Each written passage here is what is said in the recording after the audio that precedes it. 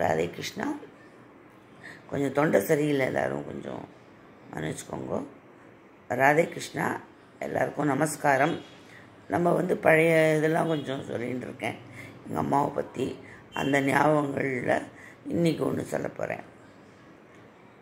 அந்த காலத்தில் திருவிழா வரும். நாங்கள் இருந்தது வலங்கைமான், கும்பகோணத்துலேருந்து கொஞ்சம் தூரம் தள்ளி இருக்கும். அங்கே ராமர் வலது கையில் மான் வச்சுருந்தப்பர். ஒரு சிவன் கோவிலும் இருக்கும். அது ரெண்டும் அங்கே ரொம்ப ஃபேமஸ். அது இல்லாமல் அம்மன் கோவில் 2 இருக்குது. சின்ன மாரியம்மன், பெரிய மாரியம்மன் பேர். அந்த கோவிலில் எப்படின்னா நைட்டு தங்கி படுத்து எல்லாம் வேண்டிட்டு எல்லாம் பண்ணிப்பா. அதில் எப்படி அதுக்கு விசேஷமாக அதில் செடில் ஏற்றுறதுன்னு ஒன்று இருக்கும். நஞ்சாலியே மேலே இந்த ஆடு மாதிரி ஏற்றி விடுவா. அதுக்கப்புறம் பாடக்காவடின்னு எடுப்பாள். அதும்போது என்ன செய்வாளோ அது ஃபுல்லாக செய்வாள். அந்த படத்தில் இருக்கவாளுக்கு ஒரு நினைவும் இருக்காது. அவளை 3 சுற்றி கொண்டு போட்டு கொஞ்சம் ஆசுவாசப்படுத்தின பிறகு தான் அவளுக்கு தன்னோட நிலைமையே புரியும்.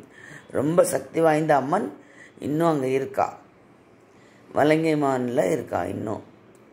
அதுக்கப்புறம் அந்த திருவிழாம்போது என்ன பண்ணுவோம், நைட் ஆகிடும் முடியறதுக்கு, ரொம்ப லேட் ஆகும். அதனால் அம்மாவோட கையை பிடிச்சிட்டு அந்த ஐஸ் ஒன்று கொடுப்பான், குச்சி ஐஸு. அதில் கலர் கலராக இருக்கும், ஆரஞ்சு பச்சை அந்த மாதிரி இது கொடுப்பா.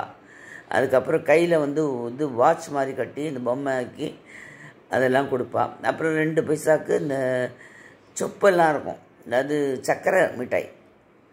அந்த இதில் நமக்கு எது தேவை, 10 பைசாவுக்கு மேலே நமக்கு அலௌடு கிடையாது. அந்த 10 பைசாவுக்கு நம்ம என்ன வேணாலும் வாங்கிக்கலாம். ஒரு சின்ன ராட்டினம் இருக்கும், அதுக்கு மேலே அந்த காலத்தில் அவகிட்டலாம் காசு இருக்காது.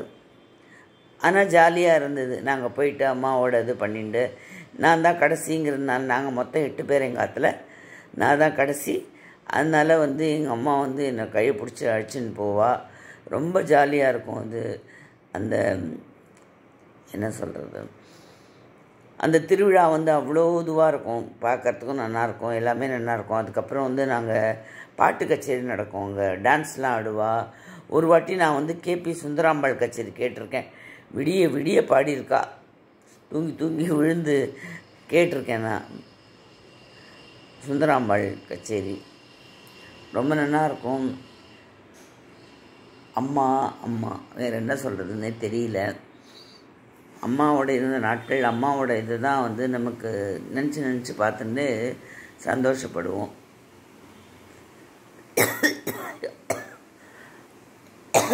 எங்கள் அம்மா யாரையும் திட்ட மாட்டா, வைய மாட்டா.